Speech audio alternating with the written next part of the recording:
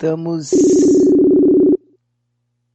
agora acompanhando tudo isso aqui e já aqui num contato direto com o nosso querido professor, doutor, psiquiatra Herberto Edson Maia. Bom dia, doutor Maia. Bom dia, Beatriz. Tudo bem? Tudo. Abraço para todos. Tudo bem.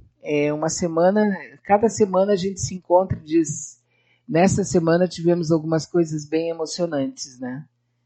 E nessa semana nós estamos inclusive assistindo, acho que muita gente está com o televisor ligado, assistindo a chegada do caixão do Papa para a missa de corpo presente, né? Que deve acontecer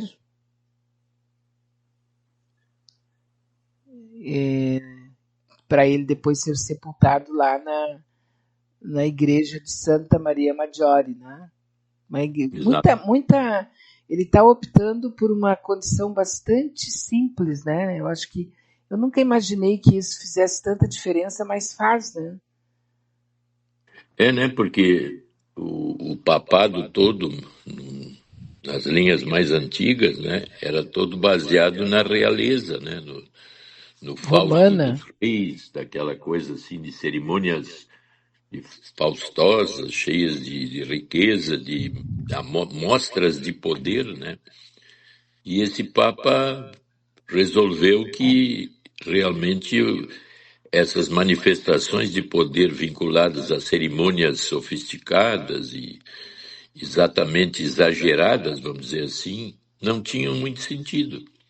Então a gente sabe que ele foi considerado um humanista, porque ele tinha uma empatia muito grande com as pessoas, ajudava o que podia, e essa humanização que o Papa trouxe para todos nós é que nos dá uma condição afetiva de perda, por que a gente perde alguém assim tão capaz de empatia, de saber que o outro precisa afetivamente de mim e eu posso dar alguma coisa para esse outro, por uma simples razão de que é uma comunicação humana. O outro é igual a mim e eu então dou para ele o que eu posso, que é o compreendê-lo, ser empático e facilitar aquela vida que num determinado momento está passando por algum tipo de dificuldade.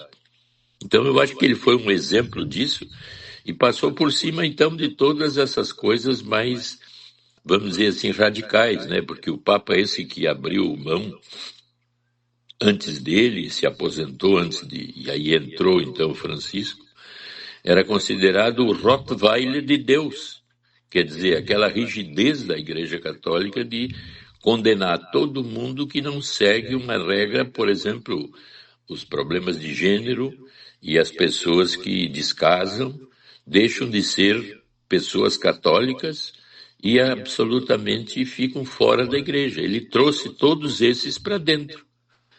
E tu vê que o poder da igreja diminuiu muito com o tempo, porque se tu fosse excomungado na Idade Média, era como se tu tivesse sido morto-vivo. Hoje em dia, uma pessoa excomungada na igreja simplesmente diz, bom, não querem saber de mim, não estou nem aí. Dane-se. Mas no passado isso era quase um decreto de morte, né? Uma pessoa excomungada numa pequena comunidade, ela não tinha alternativa a não ser ir embora. Ela não podia Exatamente. ficar.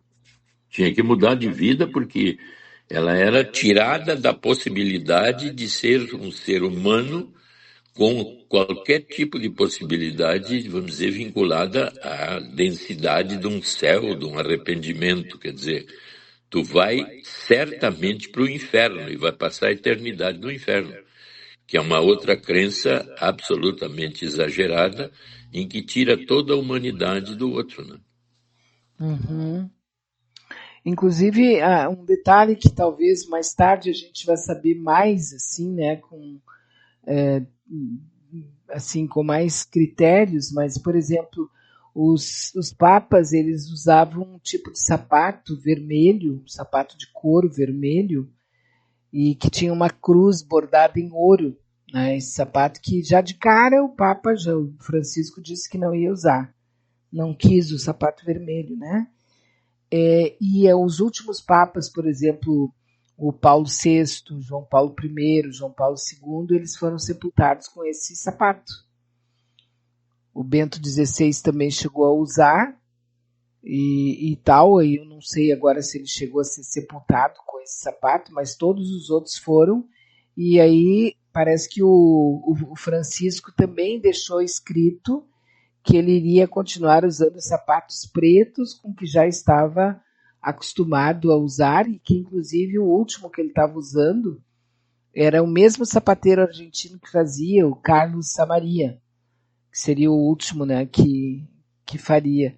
E para ele o sapato vermelho era um símbolo de luxo, embora ele já tivesse junto com os papas, que era um poder imperial, um poder de Roma, porque a cor vermelha tem muito a ver com toda a pompa romana, né? E eles tinham então esse sapato, era um símbolo de um símbolo de realeza, um símbolo de imperialismo, assim, de imperar na questão da religião, né? Não era de ouro maciço, nada ali era real, né? Digamos assim, o sapato era de pintado, era um couro pintado, e também aquele trono do Papa, muita gente achava que era ouro, né? Muita gente inclusive dizia sentado no ouro e tal, mas não, aquilo ali era também pintura, né? Também não é pintura, é feito de madeira e pintado de dourado, né? Então tu vê que toda essa empolgação assim pelo cerimonial para trazer uma glória que hipoteticamente estaria próxima de Deus ou glorificando Deus através de cerimoniais, vamos dizer assim, opulentos e cheios de nuances, né? Na realidade não representam essencialmente o que seria o humanismo, a caridade e a empatia. Quer dizer, eu estou mais impressionando. Então, todos os místicos, os maiores místicos, quase todos foram ameaçados de ir para a fogueira. Porque quando Deus não está no céu ou na igreja, para o místico está dentro dele. E isso é uma heresia. Quer dizer, tomar essas decisões, como Francisco tomou, são decisões heréticas, quer dizer, porque a igreja, nesse ponto, mantém uma rigidez muito forte, baseada em muitos cardeais que têm essa direção assim, extremamente rígida de cerimonial. Então, quando Teresa d'Ávila dizia que Deus está dentro dela e não na igreja e não no cerimonial, isso é uma ofensa radical à igreja e todo o contexto da igreja, a riqueza da igreja e tudo mais. E isso é contra as vivências mais íntimas minhas, que são mais simples e mais empáticas e afetivas.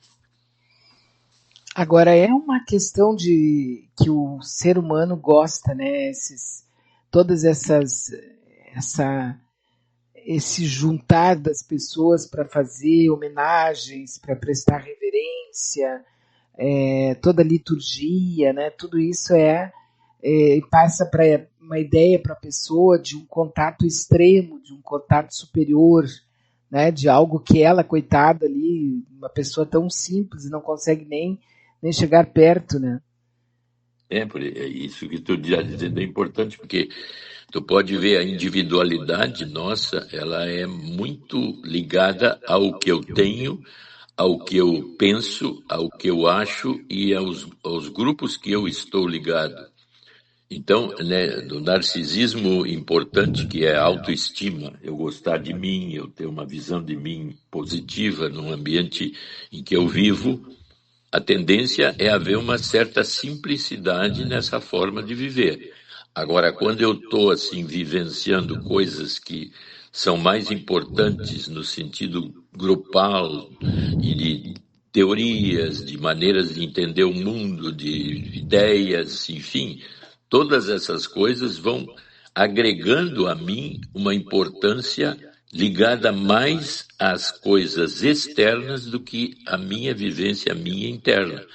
Então, por exemplo, se eu estiver num ambiente onde eu estou querendo me expressar espontaneamente, eu digo assim, olha, Deus não existe. Certamente nesse grupo vai ter alguém que vai dizer assim, olha aí, tu está me ofendendo. Não, eu apenas estou expressando a ideia de que Deus não existe, é uma forma minha de ser. Não, tu está sendo agressivo e dizendo uma coisa que é uma grande bobagem e tu está me ofendendo. Quer dizer, tu começa a levar, porque a fusão da autoestima com as ideias que eu venero, os cerimoniais que eu cultivo, estão cada vez mais vinculadas à minha autoestima. Então, se eu contesto alguma coisa do outro, dessa forma mais livre e aberta, que seria assim uma espécie de livre-arbítrio, que também não pode ser exagerado, porque aí passa para o outro nível, né? Que é a notícia falsa, a agressão, aquelas coisas todas. Mas no nível da espontaneidade pessoal, eu facilmente posso me ofender quando alguém diverge de mim. Então, a troca de ideias fica cada vez mais difícil e essa cooperatividade entre pessoas cada vez mais difícil a ponto de tu dizer assim, é meu inimigo. E meu inimigo, amigo, inimigo. E se é inimigo, não vale, não presta e eu tenho que fazer tudo desaparecer da minha presença. Aí então a gente entende a agressividade constante que o Papa Francisco mostrou com o humanismo, que ele entende as pessoas como divergentes e cada uma é cada uma. Então eu acho que todos são alguém que deva ser dado valor. Né? Uhum. Inclusive algumas atitudes dele, ele teve numa ótica, ele estava com problemas de visão, ele teve numa ótica para mandar fazer um óculos, e teve assim numa ótica tipo de rua, né? Entrou na lojinha. E isso foi em 2014, isso diz que causou uma comoção assim nas pessoas, né? Ele próprio está ali escolhendo, depois ele mais tarde, eu acho que 16 ou 17, ele queria um sapato ortopédico e ele também foi numa loja de rua, assim, uma loja comum, e para comprar um sapato pronto ortopédico. E isso, porque assim, ó, eu acho que isso acontece muito com quem tem títulos, né, doutor Maia? Por exemplo, de repente, tu tá num restaurante simples e tu vê entrar uma autoridade.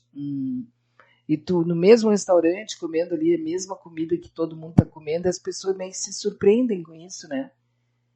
Olha quem é que tá ali. Agora tu imagina, assim, um presidente da República entrando, seja mesmo de um país pequeno, né? Ou agora imagina o Papa, né? Aquela pessoa que é a autoridade máxima, que era considerado, inclusive, que não cometia erros, né?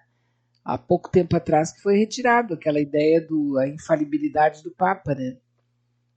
Exato. Tu vê isso que tu está falando também, né? Essa presença, vamos dizer assim, mais humilde e sincera e empática. Quer dizer, a gente diz que Deus está com todos nós. Então ele está junto com a nossa simplicidade de cada um de nós. Então ele não, hipoteticamente, se Deus pudesse aparecer, e a gente vê nas histórias de Cristo, ele estava junto das pessoas sem nenhuma autoridade maior ou diferenciação de nível que o poder dá para a maioria das pessoas que ganham o poder. Então, na realidade, nós somos infantis nessa linha, vamos dizer, ligada ao poder. Porque quando eu ganho poder, ou tenho um cargo, ou tenho um status maior, ou me acho maior, eu cada vez, vamos dizer, me elitizo mais e me afasto daqueles que não têm esse mesmo poder que eu. E me gratifico de ser tratado com mais cerimônia e de um jeito mais, vamos dizer, hipoteticamente valorado que eu gosto de ter porque eu tenho poder. Mas as pessoas que são mais simples, e na figuração de um papa, quando entra numa lojinha para comprar um sapato, é como se Deus entrasse na minha casa, né? Uhum. Eu fico assim encantado. Mas como é que Deus pode entrar na minha casa se é Deus? Deus está num trono lá, num negócio distante lá, e eu não sei nem se ele olha bem para mim, mas a condição de Deus ou de uma entidade assim que seja próxima de mim, por isso que os místicos traziam Deus para dentro e viviam essa deificação interna e se afastavam dos cerimoniais e das coisas mais luxuosas, vamos dizer. E que o Papa Francisco, eu acho que foi um exemplo disso. Ele pegou a humildade de Cristo, né? Sim, tipo assim, ele deu um nó em toda a ostentação milenar da Igreja Católica, né? Isso, aquela cruz de ouro que ele tem no peito, todos tinham no peito, ele preferiu a de ferro. Isso indica uma simplicidade enorme, porque não, mas tem que ser de ouro, né? O sapato tem que ter ouro, a roupa tem que ser bordada a ouro, porque Deus é o quê? Deus é um bloco de ouro no céu? Não. O Deus real, uma visão assim bem objetiva e simples, é uma presença que está em cada um de nós, hipoteticamente, ou próximo de nós, dependendo da minha crença. Então, ele não é um ser distante, maravilhoso, que eu tenho que ficar homenageando o tempo todo, porque eu sou um ser humilde sem nenhuma condição de chegar perto de uma entidade dessas. Então, dá para entender pessoas que sintam a perda de uma pessoa simples, afetiva, empática, que está se indo e foi agora e morreu. Então eu fico comovido e aposto, como tu falou há pouco, uma senhora que está chorando, ela está fazendo um luto. O luto é uma forma de elaborar uma perda onde eu gradativamente fico sentida, fico vivendo sensações depressivas de perda, que é o luto, e vou evoluindo dentro dessa situação até conseguir me tirar desse luto um caminho para mim positivo e aberto. Então esse choro dela é um caminho de luto que ela está elaborando a perda do Papa. Então ela deve chorar enquanto for necessário, sem nenhum tipo de crítica. Porque também é uma coisa assim, por exemplo, ontem eu chorei 2 vezes. Mas não foi assim, eu chorei. Quando eu vi, as lágrimas estavam correndo, entendeu? Era uma coisa assim absoluta, rigorosamente espontânea, porque eu nem percebi. Eu estava olhando a cena e estava vendo algumas coisas dele. Ele pegou uma criança no colo, uma criancinha que estava ali na frente, tal. Ele foi ali, pegou a criança e daqui a pouco quando eu vi, me rolaram as lágrimas, entendeu? E eu estive chorando. Eu pensei, né, que é isso? Chorando para quê, né? Mas era alguma coisa muito interior minha que estava tendo uma vivência que o meu racional não estava. É possível isso? Então tu vê que quando nós falamos assim de uma linha mística, qual é as vivências místicas que nós, pessoas comuns, podemos viver? Situações altamente afetivas que nos emocionam e que a gente chama de vivências luminosas, quer dizer, daqui a pouco eu vejo, até me arrepio, fico assim, me estranhando como se eu tivesse uma vivência estranha para mim mesmo. E essas vivências se manifestam com sensações físicas, que a maioria das vezes é o choro, é uma certa angústia, mas pode ser assim, luminosa no sentido assim, eu estou me sentindo íntimo dessa pessoa e altamente comovido com uma situação determinada. E tu pode ver que essas vivências afetivas dão uma sensação assim de profundidade em mim em relação àquilo que eu estou vendo ou me aproximando. Então, essas vivências são autênticas e profundas. Então, quando elas vêm com choro, com tristeza, esse é o luto positivo aonde eu estou elaborando aquela perda ou aquela emoção. E eu não devo cortar, eu devo deixar que ela exista em mim até cessar. Sim, como falou essa querida aqui que falou, né? Ela está chorando, o pessoal está achando estranho, está achando que ela está exagerando, mas ela não tá se programando, tipo assim, agora eu vou ver ali e vou chorar. Cada vez que eu vejo isso, eu choro. Porque a gente tem um pouco disso, né? Essa emoção, quando ela vem assim, absolutamente espontânea, porque tinha uma história de que as lágrimas eram uma espécie de tomar um banho, né? Tu te lavava com as lágrimas, lavava a tua dor, tu chorava, até mesmo, né? Tirar toda aquela energia negativa de dor, porque acontecem infartos também. Dá para a gente dizer assim que a morte, ela de alguma maneira tem uma vivência física. O nosso cérebro, ele deve ter lugares específicos onde a gente elabora a ideia da perda, né? Da pessoa querida e tal. Aquilo ali deve se manifestar. Então, pode ter até uma vivência tipo química no nosso corpo. É por isso que na linha da psicanálise, assim, de estudos mais profundos, a gente chama isso do trabalho do negativo. O trabalho do negativo aparece nos sonhos e aparece no luto. Então, o trabalho do negativo é eu elaborar uma perda e tu vê que não precisa ser uma pessoa que morreu. Porque naquele foco que eu coloquei já, nós falando da ilusão, desilusão.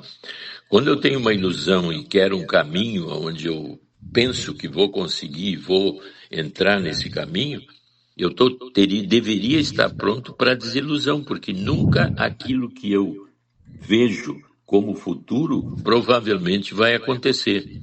Até me lembrei de uma frase do Einstein, que dizia assim, perguntaram para ele, mas e o futuro, professor? Eu nunca penso no futuro porque quando eu vou pensar ele já chegou. Já está lá. Então ele vivia no presente, vivenciando as coisas aqui e agora e sempre preparado para elaborar a perda, que é uma hipótese que eu não tenho como saber o meu futuro imediato ou ali na frente. Então tu vê que eu teria que estar preparado para elaborar lutos constantes de perdas em função das minhas ilusões. Mas a maioria das pessoas, quando perde a ilusão, entra em zonas de angústia, ansiedade, depressão, distanciamentos do ambiente, sem se dar conta de que nesse lugar eu estou perdendo negativamente coisas, mas posso, ao me desfazer dessas coisas, crescer. Nesse ponto, os vegetais são muito eficientes. No outono eu perco as folhas, mas isso não quer dizer que eu estou morrendo, né? Eu estou me renovando. Então, se eu entendo que uma perda pode ser um processo de jogar fora coisas já arcaicas e que não valem a pena, eu estou negativamente trabalhando, me podando de coisas absurdas para crescer melhor dessa nova forma. Como que a gente faz uma reforma assim objetiva em algum lugar, né? Sim. Eu destruo para construir. Mas a maioria de nós não entende as angústias, depressão, fobias, ansiedades, como a época outonal daquela ideia utópica que eu estava vivendo. E que eu estou jogando para fora esse lixo que agora está impedindo que eu cresça. Então, tu vê que eu estou levantando uma ideia positiva. Sempre que eu ficar mais deprimido, eu digo, pô, mas será que eu não estou podando coisas ruins para crescer melhor? Verdade. Nossa amiga aqui conta uma coisa, doutor Maia, assim, ó. Ela diz, jamais falei isso com ninguém. Vou ver o que o doutor Maia vai dizer. Fui no casamento, segundo casamento do irmão do meu marido. Quando estava se desenrolando toda a cerimônia, tive que levantar para atender uma pessoa que me chamou. Saí ali fora, conversei com a pessoa e quando voltei não quis atrapalhar todo mundo e ir até onde estava o meu marido e me sentar. Comecei a olhar ele de longe e ali eu descobri que eu não queria mais ficar com ele. Eu me separei dentro da igreja. Ali eu percebi que não gostava mais dele, que ele me era repulsivo e que eu estava vivendo uma vida que não era minha. Acreditem nisso? Depois disso, levamos ainda 2 anos, me separei. Hoje sigo sozinha, mas tem uma coisa que não divido com ninguém, que é a minha paz interna. Pode acabar assim, foi como se ele estivesse morrendo naquele dia para mim. Eu acho que essa é uma experiência, vamos dizer assim, incrível, parecida, né? Que a gente está discutindo. Quer dizer, numa relação pessoal, assim, principalmente de casamento, que tem essa proximidade existencial muito grande, com o tempo eu posso ir perdendo todas aquelas coisas que existiram na época do romantismo, né? Do amor inicial, dos motivos que levaram a eu escolher essa pessoa para me casar ou viver junto. Eu posso, daqui a pouco, me dar conta dos erros que eu não percebia nessa época romântica da escolha e que a outra pessoa, então, aparece realmente como ela é. E à medida que eu vivo com ela e percebo essas diferenças que vamos dizer assim, me coagindo a viver coisas que são desagradáveis, porque tem filmes, né, um famoso que a gente sempre fala, é o chamado gaslight, né, que significa luz de gás, a luz bruxuleante, assim, luz fraca, aonde uma outra pessoa começa a sofisticadamente me dominar, me encaminhar, me dirigir, fazer o que eu na realidade não estou querendo, mas eu estou vivendo com essa pessoa, tem grandes investimentos, eu começo a vivenciar assim que eu começo a entrar numa zona de prisão. Este evento de prisão crescente pode gerar uma situação desse tipo que ela descreve, né? Uma vivência intensa ali naquela hora que ela está num casamento e que lembra talvez o dela e tudo mais, e ao mesmo tempo vê que tudo que ela imaginou, viveu, agora se demoliu ou desmoronou completamente. Ela teve uma vivência de momento do desmoronamento, como se a estrutura que ela construiu tivesse sofrido um terremoto, um abalo, caiu tudo no chão. E ela ainda levou um tempo para sair disso, mas realmente a vivência foi assim. Não tem mais nada a ver com essa pessoa. Isso pode acontecer de uma forma mais súbita como essa, mas os projetos antigos negativos já estavam em andamento e as rachaduras nas paredes já estavam muito fortes até o desabamento.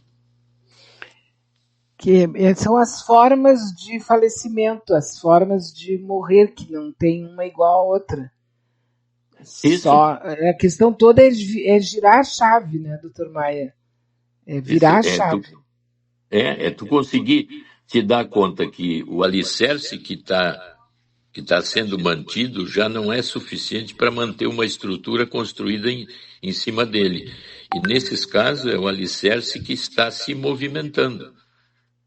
A metáfora seria assim, abalo sísmico, né? Ele destrói tudo que está em cima, dependendo do índice, vamos dizer assim, de tremor que o terremoto provoca, né? Tem a escala Richter, né? Que passando de 5% na escala Richter, de 5 pontos na escala Richter, o terremoto começa a demolir paredes e estruturas.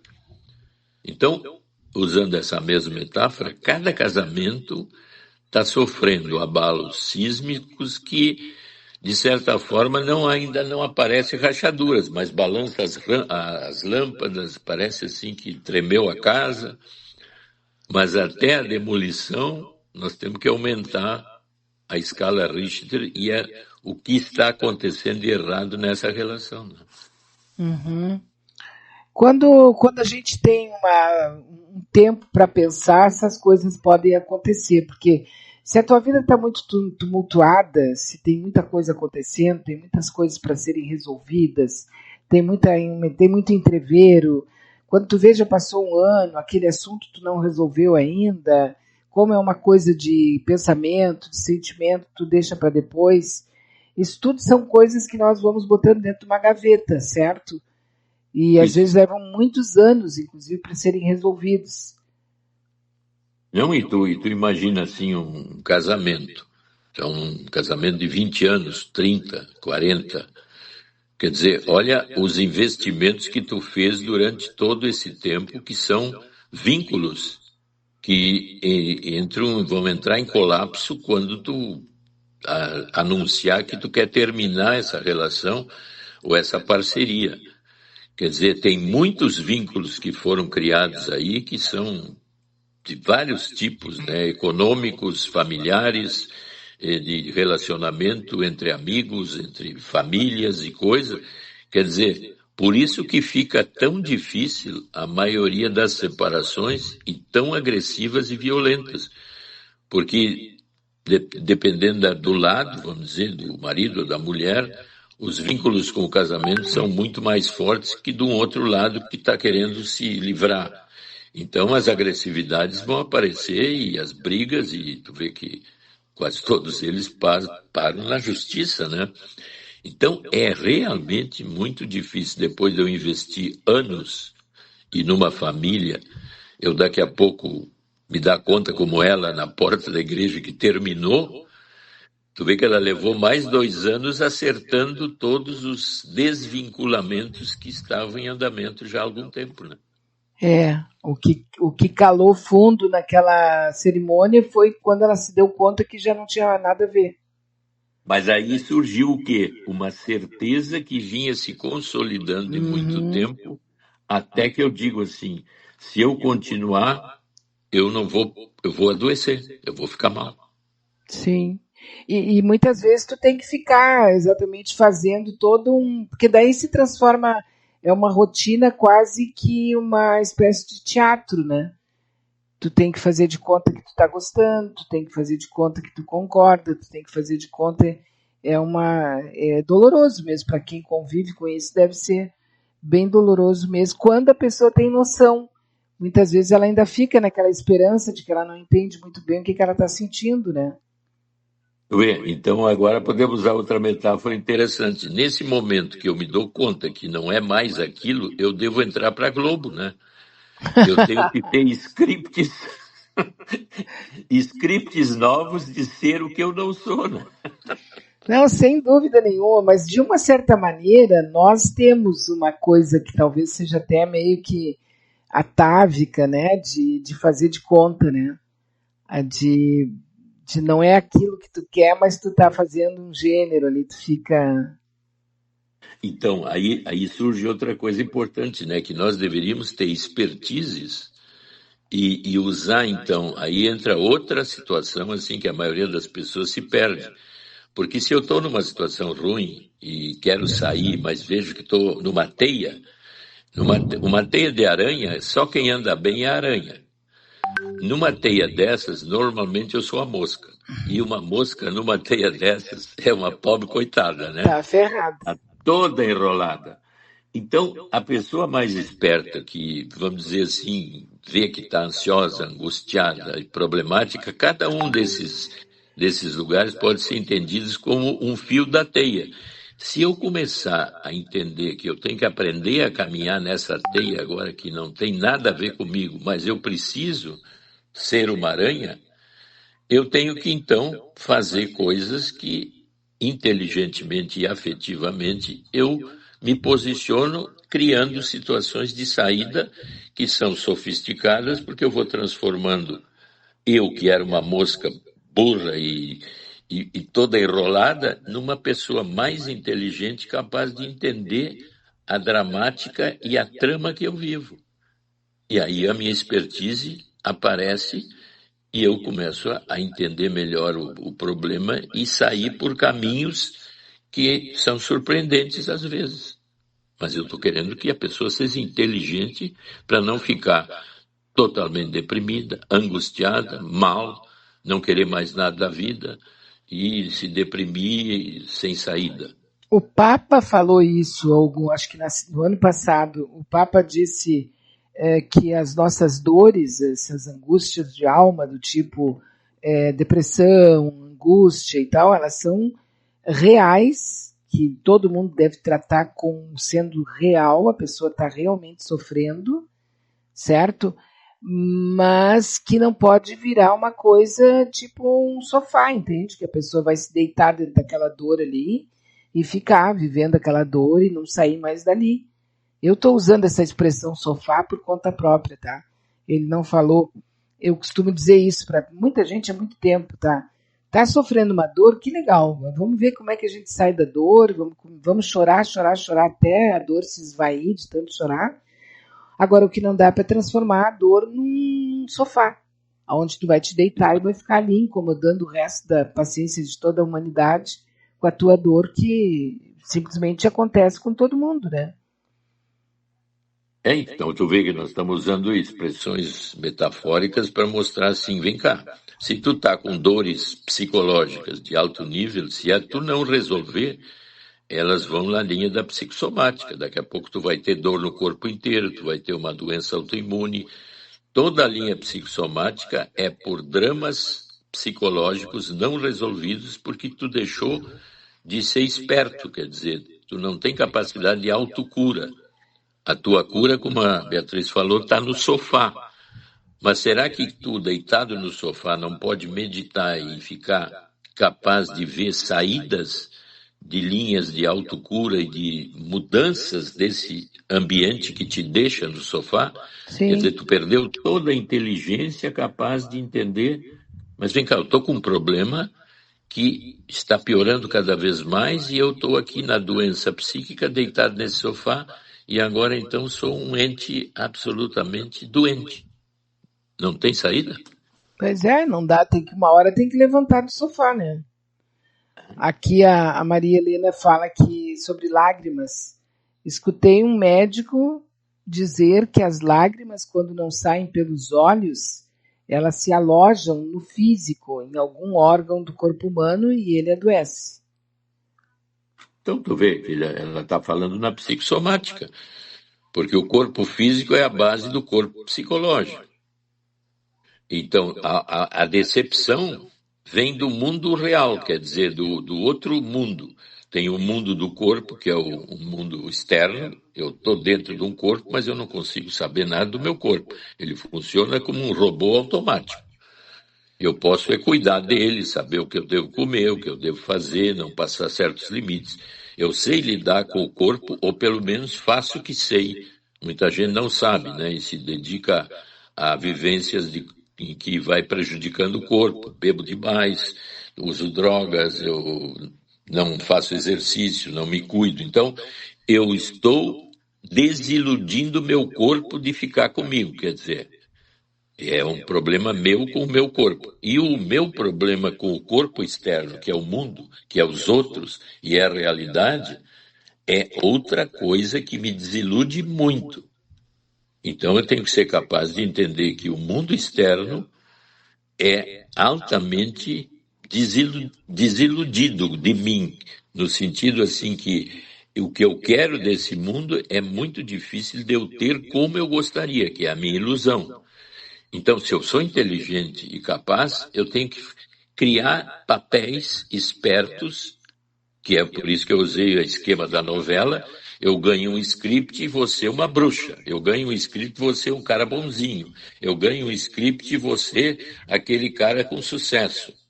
Por que eu não posso gerar em mim scripts baseados na minha necessidade de lidar com o mundo externo com sucesso? Por que um ator diz assim, mas como...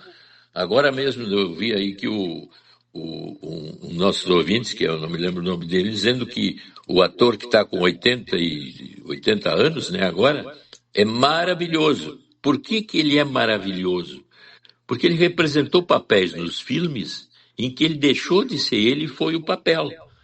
A hipótese que eu estou levantando é que se eu sou esperto, que papel eu tenho que pegar agora, talvez assim com a ajuda de um terapeuta ou coisa assim, para lidar com essa situação horrível que eu estou vivendo ou problemática que eu estou vivendo. Então eu começo a usar a minha expertise para manipular melhor um contexto tão sofisticado como o mundo externo. Aí eu vou me dar bem também com o meu corpo, porque eu não carrego, então, violentas posições depressivas, ansiosas e de todo tipo para ir para a zona do corpo que é a psicossomática. Isso é genial, né? Simplesmente genial. Quer dizer, eu tô com um problemão e aí eu digo, deixa eu ver como é que a Odete Roitman reagiria.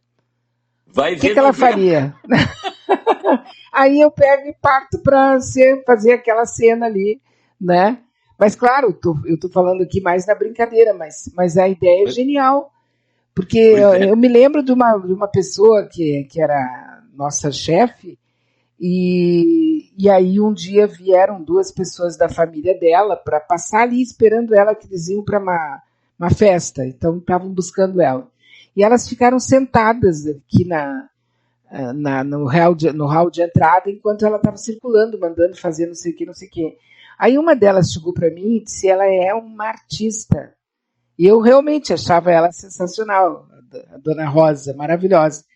Ela chegou e disse: ela tem uma cara para cada lugar onde ela vai. Quem conhece ela mesma é quem convive com ela. É uma pessoa super amorosa, muito querida. Mas aonde tu vai, parece que ela está num teatro. Ela está assim. Aquilo me marcou tanto, porque eu achava ela meio assim, sabe? Ela fazia as coisas muito teatralmente, assim, mas ela estava sempre bem, né? Depois acabou, teve um problema. Como é o nome aquilo que dá na cabeça? Explodiu na cabeça dele. Não, é assim, ela estava conversando e desligou.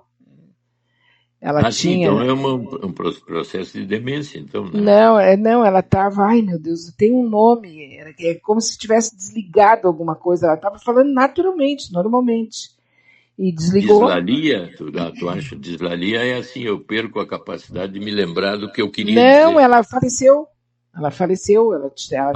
Então um derrame, foi um derrame. Isso, é uma coisa assim que dá, diz que simplesmente foi um desligamento, assim, ela desligou. E era bem jovem ainda, tinha menos de 60 anos. Mas assim, ela e as amigas, aquelas parentes dela que estavam ali, elas estavam falando isso com um certo orgulho, assim, dela, sabe? E foi uma pessoa muito especial para mim, muito querida mesmo, uma grande parceira, assim, de conversar, e me ajudou bastante em muita coisa. E ela tinha isso, essa coisa que o senhor está falando, assim, de como que incorporar uma personagem, né? E não se deixar abater com aquilo ali, não, tipo assim, teflon, não entra. E ela vai ali e soluciona. Isso indica o que a gente chama de uma flexibilidade de personalidade muito grande, quer dizer, ela chegava num ambiente, imediatamente vestia a cor do ambiente e se adaptava rapidamente ao ambiente. Uhum. A maioria das pessoas tem grande dificuldade de interação assim em ambientes diferentes, ou a tendência é uma timidez, uma crítica, ou fugir de alguma forma. Esse tipo de pessoa é um ator polimata, quer dizer, capaz de a cada momento mudar o papel. Isso, e era uma pessoa maravilhosa. Eu sei porque eu convivi com ela quase 5 anos direto, assim, todos os dias. Uma pessoa maravilhosa. Bom, doutor Maia, eu agora tenho aqui uma fala que eu vou ter que ouvir, tá? O senhor provavelmente não vai ouvir, vai levar mais ou menos 1 minuto e pouco. Tá, eu vou ouvir, depois a não ser que o senhor tenha um rádio aí perto, aí o senhor pode ouvir, senão não dá para ouvir. Aí eu vou lhe dizer o que a Alice disse para nós aqui, tá bom? É a Alice. Vamos ouvir o que ela tem a dizer. Sou mãe de um filho único de 30 anos. Venho de uma família bem humilde e durante toda a vida eu dei tudo para ele. Tudo que tu possa imaginar em questão material e emocional, né? Dentro daquelas condições que a gente sempre acha que pode, que é o nosso limite. A gente teve uma briga agora há pouco, por último, porque eu já paguei 2 vezes a carteira de habilitação para ele, e nessa segunda ele passou, né? E eu fiquei muito contente na hora e falei, vamos ver um carro e tal. Só que depois eu me arrependi, porque eu fiquei pensando que eu acho que ele tem que batalhar pelas coisas dele, né? A história é longa, né? Já paguei faculdade, ele trancou e hoje em dia ele é tatuador, ele é a namorada dele, moram no meu apartamento, sem pagar aluguel. A gente ajuda bastante, mas eu achei que chegou a hora de eu parar com esse cordão umbilical. Aí, ele ficou muito bravo comigo, muito, e ele faz terapia, né? E ele disse que na terapia a doutora falou que eu sou uma mãe narcisista. Isso me deixou chateada num grau, assim, Bia, que tu não tem noção. Eu fiquei muito mal, muito mal. Pesquisei, inclusive eu já marquei psiquiatra para ter certeza se eu sou ou não, né? E eu identifiquei, né? Procurei me informar para ver o que é uma mãe narcisista e eu não me encaixo, né? Mas fiquei com muito medo, muito envergonhada, muito chateada. E desde então a gente não está se falando mais. Então eu queria ver o que o Dr. Maia pode me dizer, se ele acha que a psicóloga dele errou, enfim, o que pode me dizer. Então, vamos ver o que a Eliana aqui estava querendo dizer, Dr. Maia. O que o senhor diz a respeito dela?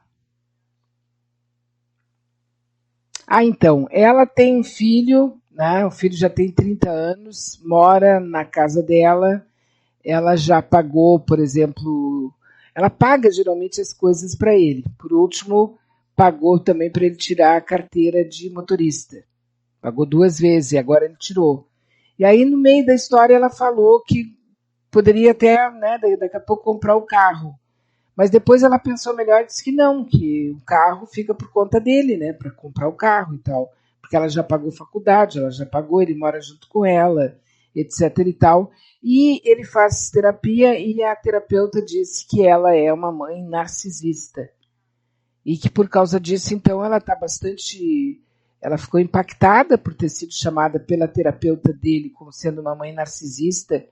E ela está já procurando saber se realmente pode ser uma atividade, pode ser considerada uma mãe narcisista que oferece tudo para o filho, com 30 anos, e que de repente, por causa de dar um carro, não dar um carro, passa a ser taxada como uma mãe narcisista. Parece que um diagnóstico, vamos dizer assim, muito pesado para ela, mãe, né? Mas aí tem que ver, assim, o filho faz o quê, como é que ele está de vida, que capacidade ele tem de crescimento econômico na sua nova vida, por que ele tem essa dependência tão grande dela, e aí a terapeuta chegar ao ponto de dizer que a mãe é narcisista, por que não diz que o filho tende a ser dependente dela exageradamente, já que a mãe paga todas essas coisas, e isso impediria que ele crescesse ou tivesse uma profissão que tivesse, então, possibilidade de ganhar dinheiro. Hoje ele não está ganhando, mas é a mãe que sustenta totalmente ele, e por fazer isso ainda é taxada de uma mãe narcisista porque não dá o que ele quer. Então é uma complexidade que eu não sei se isso foi diretamente veio da terapeuta ou é uma forma também do filho usar um poder maior que vem de fora para coagir a mãe e talvez ter algum ganho ou ganhar alguma coisa, porque a terapeuta é que está diagnosticando a mãe. Sim. O quanto ele está usando isso também para enquadrar a mãe e continuar ganhando o que ele parece que a mãe está se dando conta que não deve dar. Tem que deixar viver a vida dele totalmente, né? Agora ele não mora mais com ela. Ele não mora com a namorada. Mora com a namorada. Os dois são autômatos. Autômatos não, autônomos. Autômatos é bom. São autônomos. Autônomos. Então, eu acho que ele está usando de forma indevida uma autoridade de fora, que é da terapeuta, que a gente pode até contestar se realmente ela disse isso, ou ele está usando isso para coagir a mãe e culpá-la de não auxiliá-lo mais. Aí é uma expertise do filho. Pode ser uma técnica para deixar a mãe culpada, né? Lógico, é uma forma de manipular o outro, que é isso que acontece na maioria das famílias, em que as zonas de poder são, na realidade, zonas de manipulação do outro. O mais esperto sempre tende a fazer, isso se chama papel negativo, né? Eu invisto em mim um papel negativo para manipular o outro, que aí nos aproximamos da que a gente chama gaslight, né? Como enlouquecer o outro lentamente e fazer ele fazer justamente o que eu quero. O que eu quero, é manipulador total, né? Isso, essa manipulação, ela é positiva ou negativa. Eu só tenho que fazer a identificação correta, né? Para mim, é uma manipulação negativa da mãe que ele está fazendo. Então, e é complicado porque isso significa cortar cordões umbilicais, né? Que é um filho que está morando próximo de ti ou que tu ajuda eventualmente, e aí tu cortar esse critério é algo que parece ser mal, né? É uma pessoa má que faz isso. Então, uma coisa, vamos agora dar um papel para a mãe. Tá, meu filho? A tua psicóloga está me chamando de narcisista. Olha, eu gostaria de marcar uma hora com ela, porque eu acho que eu também estou pagando e eu tenho direito de saber, então, por que ela me taxou, até para mim me tratar em função do meu narcisismo. Então, eu gostaria que tu marcasse uma hora com ela para mim. Qual será a reação dele? Ah, então. Então, tu vê que o papel dela, então, começa a ficar também lidando com a manipulação. Se a tua psicóloga me faz um diagnóstico desse, eu preciso ir lá para receber esse diagnóstico e me tratar. Tu não acha, filho? Procurar colocar numa posição de abrir mais espaço para entender melhor se caso essa terapeuta tenha de fato dito isso. Exatamente, porque a terapeuta dizer, também é alimentada, né? A terapeuta também é alimentada pelo que ele conta.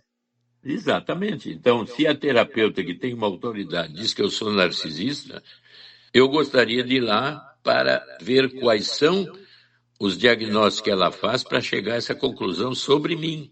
E até melhorar, né? E até, olha, filho, eu quero até me tratar porque realmente... Então, quer dizer, aí ela vai pegar ele... Será que ele está manipulando ou ele vai marcar uma hora com a terapeuta, já que ela que paga o tratamento?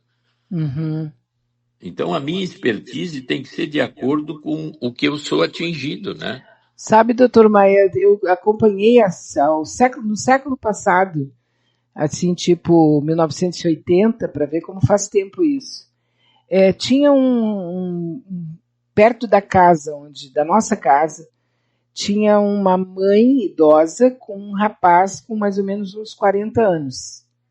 E ele seguia ela passava na rua onde nós morávamos e ela passava na frente com aqueles cabelos compridos, eu acho que era crente, e ele passava atrás, vestidinho, quietinho atrás, e se tornou uma pessoa meio que a gente olhava e ficava olhando aquela cena, que era aquela mãe, os dois moravam sozinhos numa casinha próximo eu nunca vi a casinha, mas sei que eles moravam lá.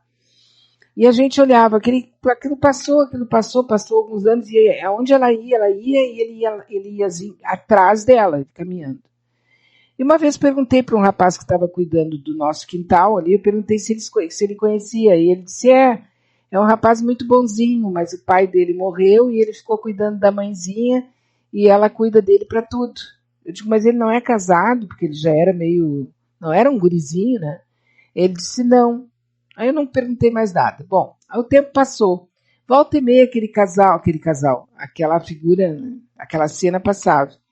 Depois a vida tomou outros rumos, não sei o que, passou algum tempo, eu encontrei ele completamente diferente numa parada de ônibus. E aí eu não falei com ele, mas nem cheguei a reconhecer, mas ele veio até onde eu estava e me cumprimentou. E a senhora não lembra de mim? Eu disse, desculpa, mas não. E ele disse, eu sou o filho da fulana de tal, e eu não sabia quem era. Esse eu sempre passava na frente da sua casa, assim, eu digo, me lembro. Mas sabe quando tu leva um susto, assim, quando vê a pessoa? Era outra pessoa. Ele era outra pessoa, era outro homem, parecia mais adulto, mais dono de si, mais resolvido, sozinho, no centro da cidade, sabe? Aí ele me disse, senhora sabe que a minha vida mudou muito. Eu digo, mas não muito interessada, porque, enfim. O que aconteceu? Ela morreu, doutor Maia. A mãe morreu. E ele deu uma virada que parecia outra pessoa. Eu estou contando isso porque até hoje eu tenho isso na minha cabeça, assim, como o que pode fazer uma pessoa que transforma a outra numa espécie, assim, de dependente, né? que fica ali, é uma coisa meio simbiótica, né? Eu não sei onde é que começa a dependência, onde é que começa a manipulação. Mas uma das partes nem percebe que isso está acontecendo, que é o caso da mãe dele, não percebia, com certeza que não. Mas ele estava ali e ele não conseguia viver, ele não conseguia se transformar por causa da presença dela. É como se ele estivesse preso nela.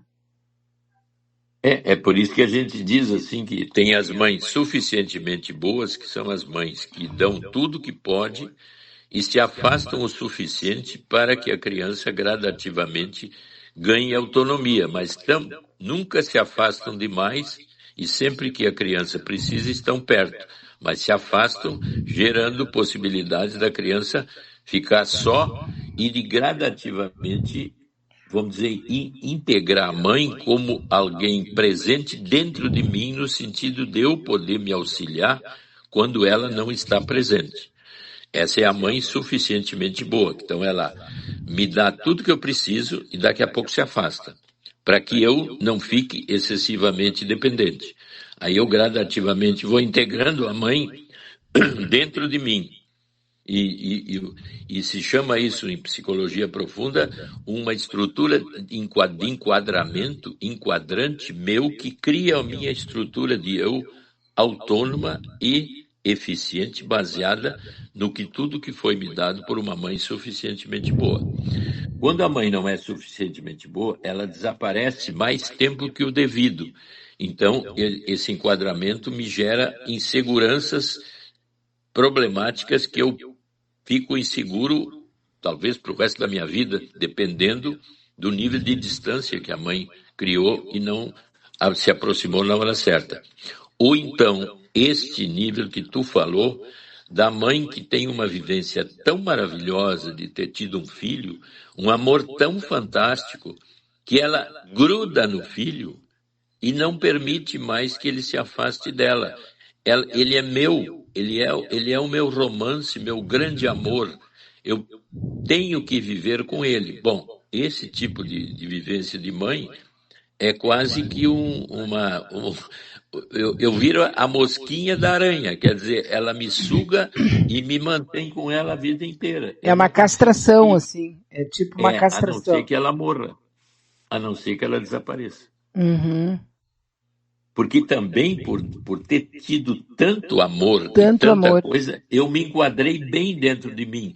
Mas é que me encapsularam, então eu tenho o poder de sair, mas o sequestro é tão bem feito que precisa demolir o sequestrador, quer dizer, eu tenho que fugir por uma janela ou quebrar o sequestro.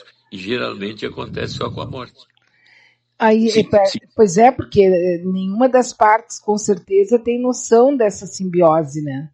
Dessa doença, porque é quase como uma doença, porque a pessoa fica ali, ela tem, eu conheci um rapaz que era filho único, a mãe com problemas de saúde, separada, com os parentes no interior, e morando aqui em Porto Alegre.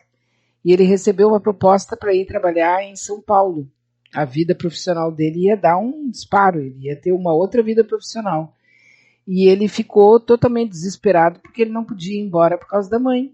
Mas a mãe mandando ele embora. Entende? A mãe não era uma castradora. Ela reconhecia isso, mas ele não conseguiu ir. Então, tu viu que tu trouxe o oposto vinculado a uma dependência excessiva de uma figura externa. Quer dizer, o filho também pode ficar tão fusionado com a mãe e ela não ter culpa dessa fusão excessiva dele com ela. Mas é uma vivência dele que não consegue se afastar da estrutura primária, que é a mãe. Então eu tenho que estar sempre junto. E até essas linhas podem ficar até linhas incestuosas, né? Em que a mãe passa a ser a inconsciente. Mulher, inconscientemente, e não até posso abandonar. E pode haver até vivências físicas, né? Que é os chamados amores incestuosos, né? Acontece também, por exemplo, se a mãe é abandonada pelo marido e o filho fica ali com a mãe, ele pode achar que tem essa responsabilidade. Não estou falando fisicamente, de relação sexual. Estou falando da questão assim de achar que não pode abandonar a mãe, porque afinal ela já foi abandonada pelo pai. Não, e é muito comum também isso que tu disse, e mais ainda, eu tenho desejo pela mãe. Eu me lembro de casos que ele tinha um desejo enorme, íntimo, de a proximidade física, sexual com a mãe. E estava sempre espiando a mãe no banho e coisa. Lá pelos 17, 18 anos é que ele teve densidade suficiente para entrar na zona do que é incestuoso e proibido. Aí ele começou a manipular isso. Mas depois eu só tive contato com essa pessoa depois de mais idade dele, né?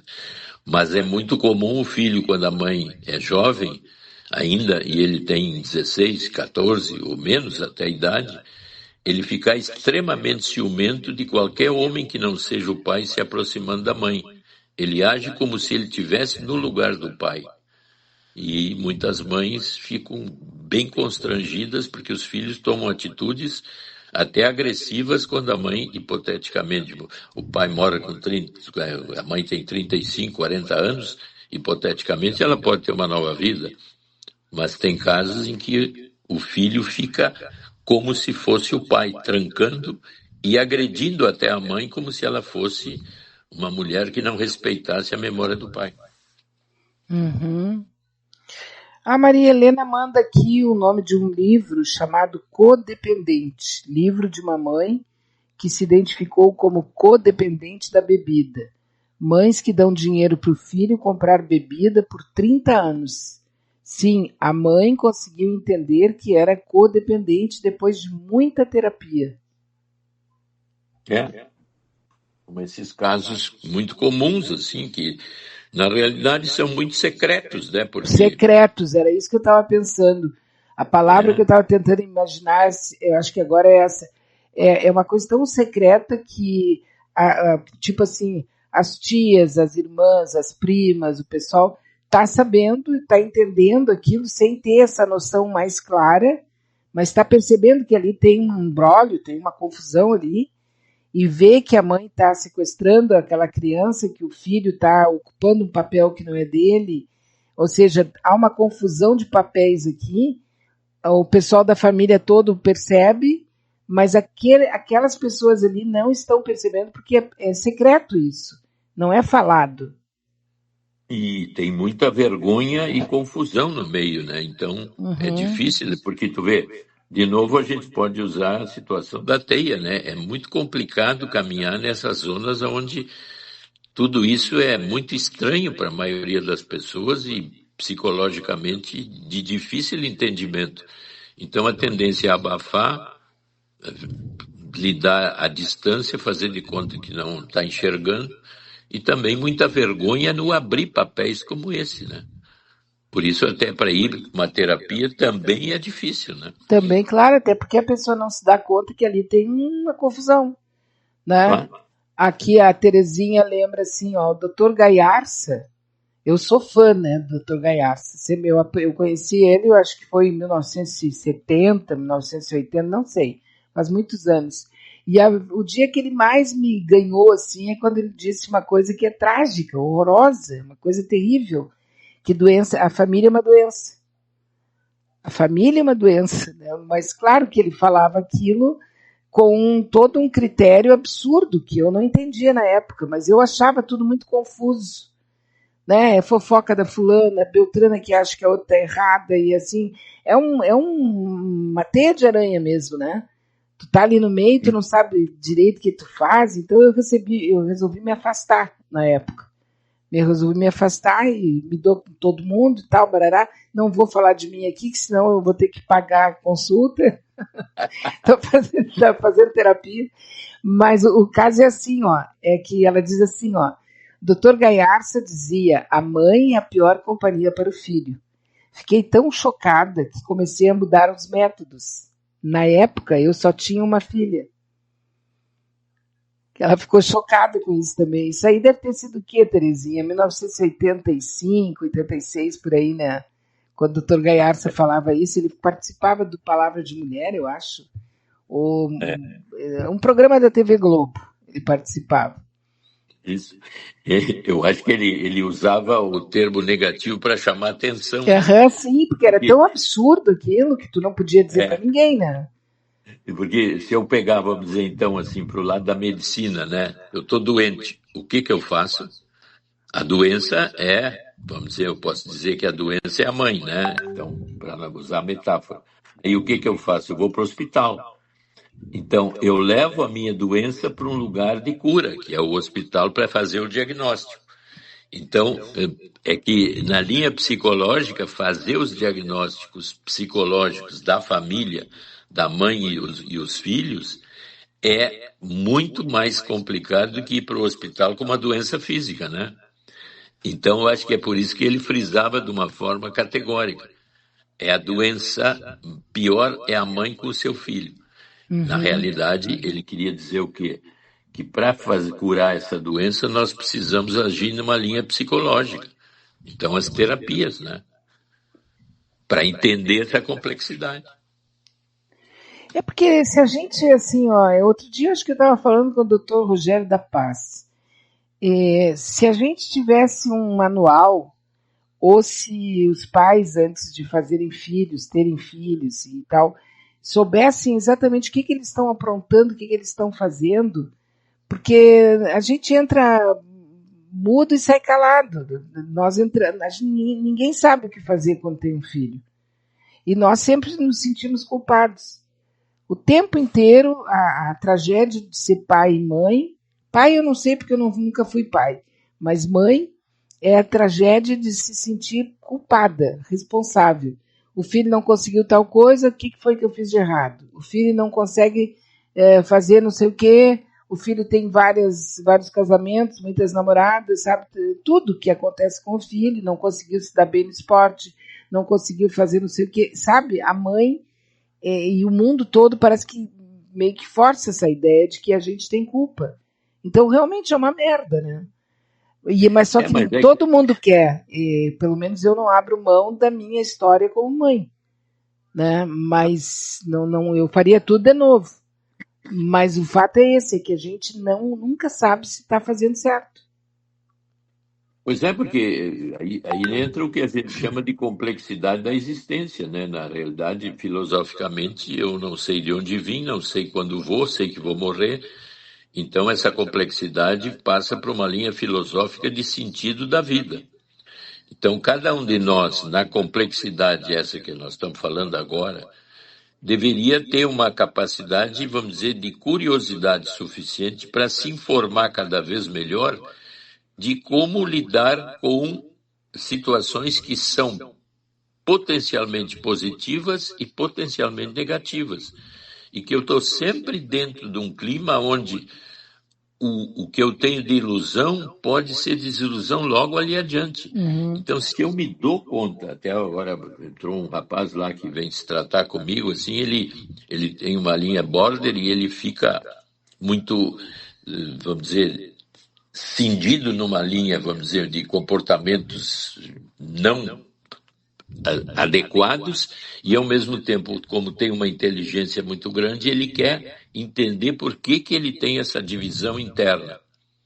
Então, a situação inicial com ele seria assim, tu tem dois personagens poderosos que se chocam no meio. Então, nós temos que desenvolver na terapia uma zona intermediária onde há o choque das duas posições cindidas. Esses dois papéis poderosos que não se dão bem, nós temos que criar uma capacidade de entendimento que tem um gerente numa terceira posição, que a gente chama o terceiro, que é a minha capacidade de pensar os meus afetos, metabolizá-los antes de agir e antes de lidar com as complexidades, mas que elas estão aparecendo o tempo todo. Então, tu vê que os caminhos para o entendimento ligado a essas complexidades, ele sempre deveria passar por um autoconhecimento maior, que é muito difícil eu ter pessoalmente para mim, a não ser que eu seja um curioso, um buscador, um leitor constante e que eu possa fazer uma autoanálise cada vez mais sofisticada de mim mesmo. Senão eu vou ter que procurar alguém que me dê um norte. O norte seria a bússola, e a bússola não... Quer dizer, tem que ser criada dentro de mim. A bússola não vem no combo. Não, a bússola, eu tenho que descobrir como navegar nos oceanos da vida, como faziam os vikings. Como é que eles Sim. chegaram na América do Norte? Bom, 4.500 quilômetros da Europa para os Estados Unidos, tem que ter uma Mas bússola. aí me passou na cabeça a ideia assim de que a bússola muitas vezes é aprender a dizer não, né? Aprender É uma a. complexidade, tu tem razão. Onde é que está o teu norte, Beatriz? É. A Terezinha aqui me ajuda e diz 87 e 88. É isso aí, então. É do mesmo Gaiarsa que a gente está falando. A Maria Helena que lembra dele também, ele dizia, mãe é muito bom, mas ainda bem que só tem uma. Se tivesse duas, aí o cara tava lascado, né? Então, tu vê que o humor é uma das formas de lidar com a mãe, né? Mas não, porque assim, ó, agora mesmo me lembrei de uma que estava falando um pouco antes de eu começar a conversar com o senhor. Ela disse que ela está muito deprimida e que os filhos estão dizendo que ela está fazendo fita. E ela disse que não está fazendo fita e que está muito triste pelos filhos dizerem que, na verdade, ela está fazendo fita, que ela não quer trabalhar e não quer fazer as coisas em casa. E ela parece que não está sabendo trabalhar, não está sabendo conviver com isso. Pois é, quer dizer, não tem ninguém próximo dela que seja mais, vamos dizer, empático e diga, mãe, eu acredito que tu não está bem, que tu tá, o que está acontecendo contigo? Porque é muito fácil, né? Eu paro de trabalhar e vem alguém que até facilita a minha vida e diz assim, por que tu parou de trabalhar? Que depressão? Depressão não existe, Isso, ansiedade. levanta, sai daí, vai te Levanta, sai ocupar e daí, tal. deixa de Uhum. ser preguiçoso ou Isso. preguiçosa. Quer dizer, são maneiras simplistas de manipular o outro de uma forma até agressiva, né? Eu acho um Será que ela desrespeito não... absurdo, né? Desrespeito. Já tinha corrido de perto de mim, né? Tô fazendo Exato, fita a ponto de que não querer mais olhar pra tua cara. Então, algo deve estar acontecendo na família, na complexidade familiar, que aparece assim como coisa simples, né? Para de fazer fita.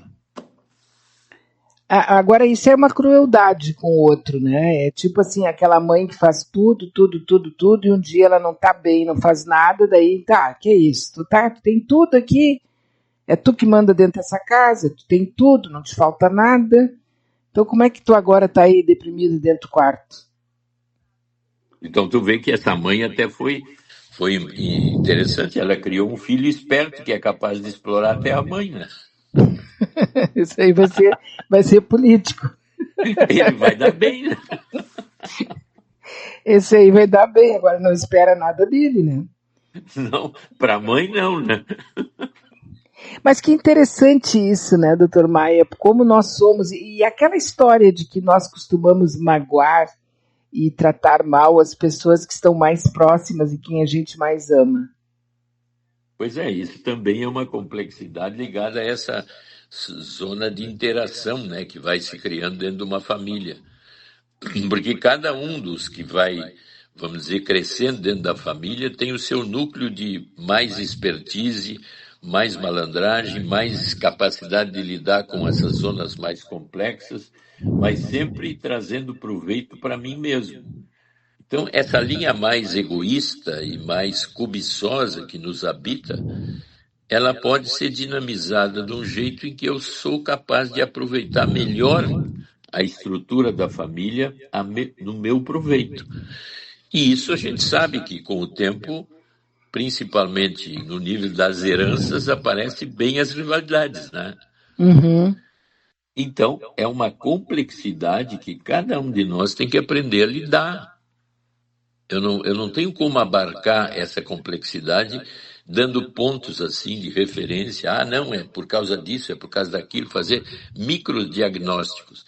Como é uma complexidade, eu tenho que abrir meu campo de entendimento cada vez mais sofisticado. Por isso que eu digo que sempre as terapias hoje são possibilidades de ver novos vértices daquilo que eu estou vivendo e que parece que está coagulado e não tem saída.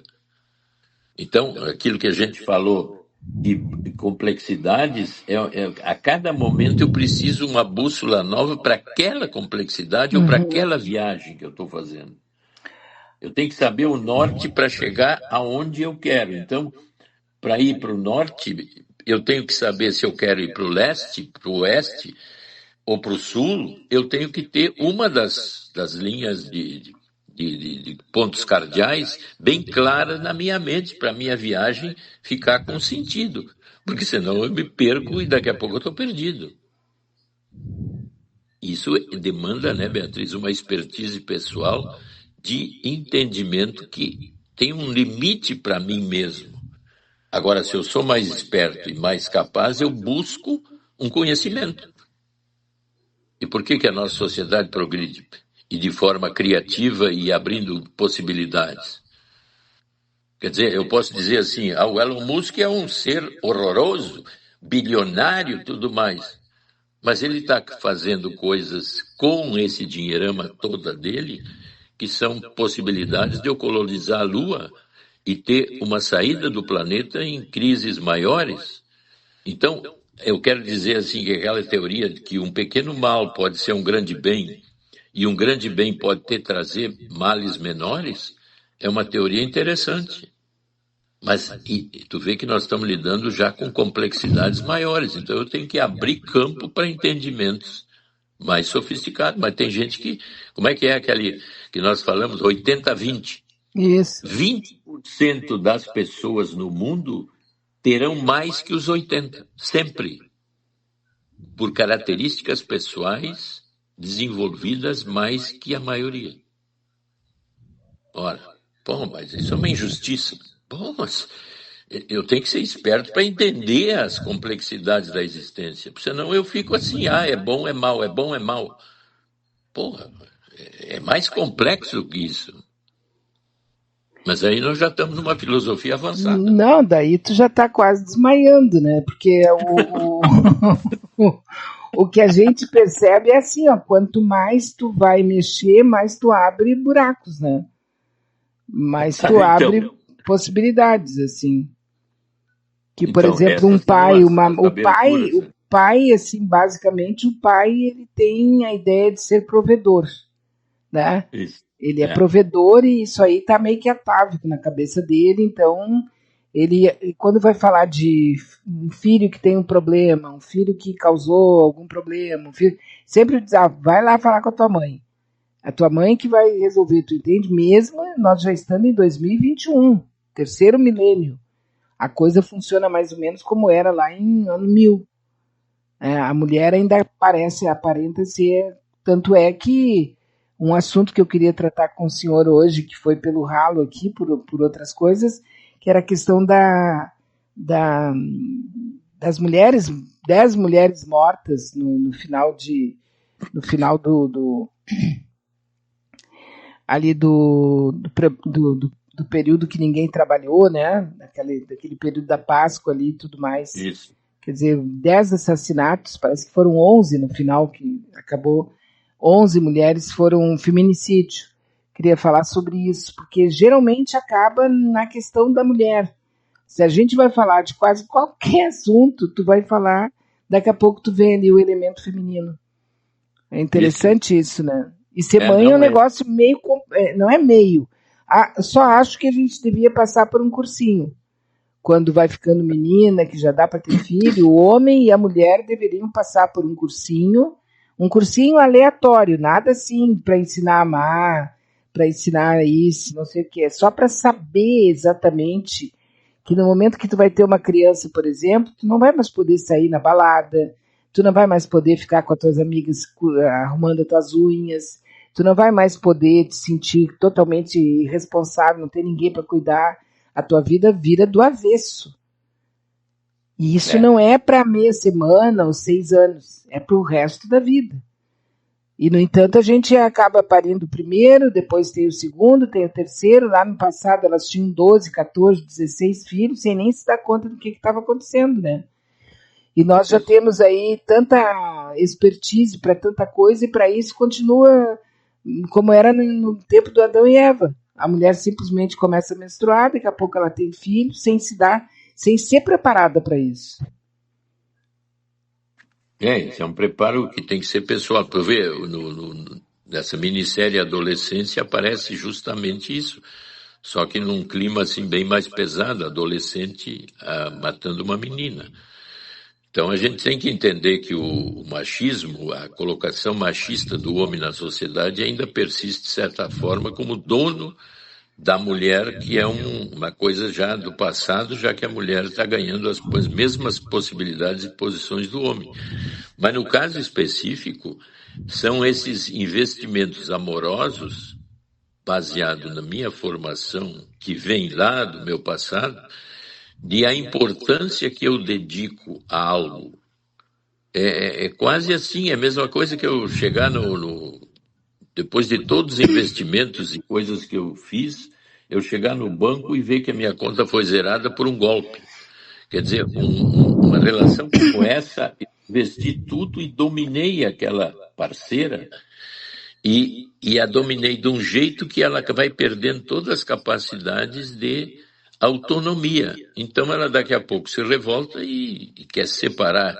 Mas o meu investimento é tão grande, afetivo, por uma má formação minha de dominação, que tem origem no machismo arcaico e violento do passado, em cada homem, de dominar aquilo que é meu, e ninguém mais pode chegar nisso, a ponto de chegar num nível assim extremamente agressivo, porque tu vê que todos esses feminicídios começaram com agressões verbais, agressões físicas, até que a ruptura se instalou, e aí então, como o meu investimento é absoluto naquilo ali, eu vou viver uma perda catastrófica, então eu vou destruir aquele que está ou aquela que está tirando tudo de mim.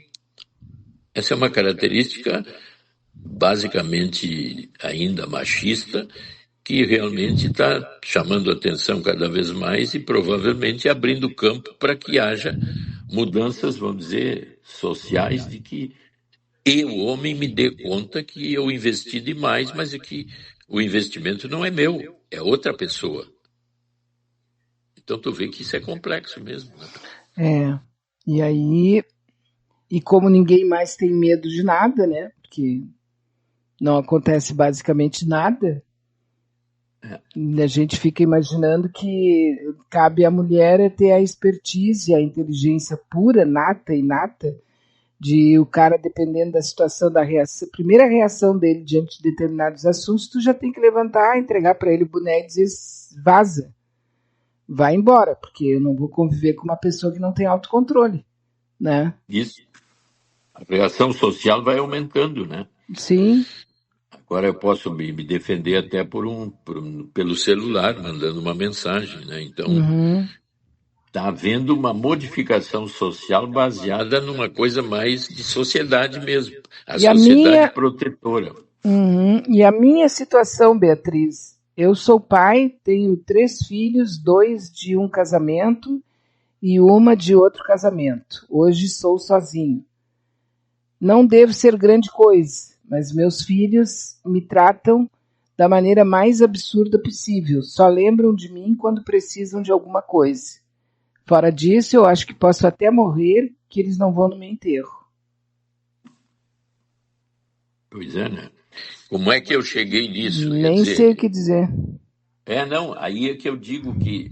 Eu te lembra daquele ouvinte nosso, há muito tempo atrás, que disse assim, eu estou no 6º casamento, ou 5º, não me lembro bem, mas as mulheres são horrorosas, olha, doutor Maia, são o que tu pode imaginar de ruins. O que o senhor me diz? Aí eu disse, olha, é difícil eu te dizer alguma coisa, mas eu gostaria que tu procurasse um terapeuta para ver por que as mulheres são tão ruins assim. Aí 4 ou 5 meses depois ele volta e diz, olha, eu fui no terapeuta e descobri que eu era muito pior que elas. Então, eu digo para ele que ele procure saber onde ele errou e por que errou. Porque se o outro faz isso comigo, eu tenho que... Se eu faço a crítica ao outro, sempre eu devo trazer a crítica para mim. Por que eu estou sendo criticado desse jeito? Será que o mundo é mau e os outros são um inferno? Ou eu tenho participação nesse inferno da relação que eu tenho hoje com eles? Eu tenho que ir para mim primeiro. É em mim que eu tenho que achar a chave. Tem uma música, não me lembro de quem é o autor, talvez alguém lembre aí, alguma amiga, que diz assim, ó, eu estou vendo ele na minha vida, todo mundo vê ele na minha vida, mas não me vê na vida dele. Né? Quer dizer, de repente a perspectiva é só, eles me tratam assim, mas e como é que tu tratou a vida inteira deles? Sim, essa é a coisa mais simples e ao mesmo tempo a mais difícil, é um paradoxo, né? Porque a minha capacidade de criticar o outro está sempre ativa, mas eu nunca chego e digo, mas vem cá, por que eu estou criticando tanto o outro? O que me leva? Ah, não, mas porque o outro não presta. Tá, não presta, mas e tu presta? Não, eu sou o máximo, aqueles lá é que estão errados. Porque daqui a pouco a pessoa ela quer parecer boazinha e não quer se incomodar. Então ela só dá o dinheiro e tá cumprido o teu papel. Não faz nunca nada, não diz nunca nada, não se impõe, não vive, não está presente na vida dos filhos. E aí os filhos realmente só vão te ver como um caixa eletrônico, né? Cada vez que precisar de dinheiro vão chamar por ti. Olha aqui, ó. Humildade é sempre doloroso, porque isso é só para santo, né? Pior. E como a gente não tem vocação, né? Eu nunca tive vocação para ser humilde. Tu está dizendo que eu estou errado, Beatriz? Pô, Beatriz, vai te enxergar. Eles é que estão errados, né? Agora, que deve ser dolorosa a situação, deve, quando a pessoa se dá conta, né? Meus filhos não querem saber de mim, a não ser quando precisam de dinheiro, e se eu morrer, provavelmente nenhum deles vai no meu enterro. Ou ele pode estar tendo um olhar muito magoado com os filhos, e talvez todos não sejam assim, talvez um seja, os outros não, ou ele está se culpando muito, está se achando totalmente errado, né? E aí ele está se magoando muito também, né? O que falta de tudo que a gente fala sempre, eu posso estar totalmente errada, mas eu sei na minha vida pessoal, o que falta realmente é a capacidade do diálogo, né? E principalmente do diálogo interno comigo mesmo. O diálogo autoanálise. É pegar e dizer a tua verdade para ti mesma. Olha, Exatamente. tu faz isso, tu sabe que tu faz isso, então, quer dizer, é aquela verdade, dizer a verdade mesmo. A gente fica se cuidando muito para não se magoar, cuida o outro para não se magoar. Aí um dia tá cheio já a cisterna, aí vaza tudo, né? É por isso que eu digo, e nesse momento eu devia lembrar da Alice no País das Maravilhas. Quem sabe eu me olho no espelho e entro dentro do espelho. O meu espelho só tem começa a ter a Rainha Má. Existe mulher mais bonita do que eu? É verdade. Não, mas é isso. A gente está sempre em busca de querer se entender melhor e eu lhe agradeço demais, assim, o senhor nos ajudar nessa compreensão, doutor Maia, com a sua experiência, com toda a sua história e ficar com a gente sempre que pode, todos os sábados aqui junto com a gente, é um orgulho e um privilégio para nós, tá? Muito obrigada. Tu sabe que abre campos interessantes da gente conversar, cada vez mais criativos, né? Então, tu faz parte também do estímulo para mim abrir possibilidades novas, né, Beatriz? Sem dúvida. É isso mesmo. Então, agora que maio chegue, né? Maio está chegando aí, que venha pero em forma de bifes, né? Exatamente. Tá bom? Um grande abraço, doutor Maia. Obrigada. Para os ouvintes todos. Até a próxima. Até. E com isso também estou indo embora. Agradeço a todos. Obrigada. Alguma coisa, perdão, desculpa, não foi intenção. E se tudo der certo, eu volto na segunda-feira. E amanhã, às 19 horas, nós temos aqui a presença do Adroaldo Bauer Correia com o programa domingo.com. Tá bom? Então, força na peruca e até segunda-feira.